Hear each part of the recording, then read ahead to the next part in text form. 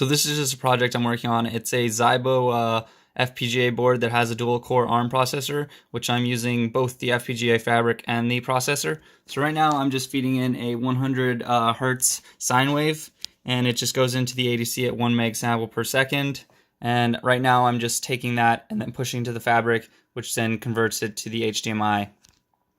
And so it's just acting as like a rudimentary oscilloscope.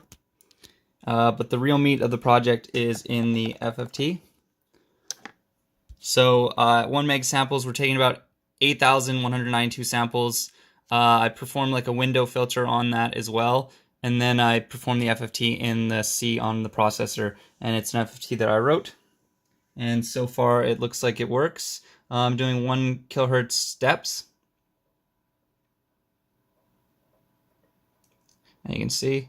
And then the filtering we're doing in the digital hardware cuts off the frequency at about 75 kilohertz.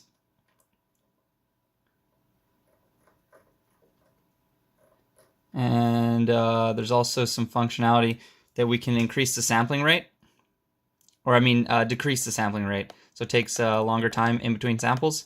And that gives the added effect of increasing the resolution in the frequency domain, but it decreases the resolution in the time domain. So right now I'm just decreasing the sampling rate.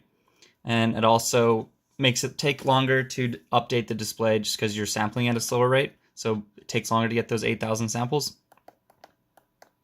So I'll just go back to the regular sampling rate.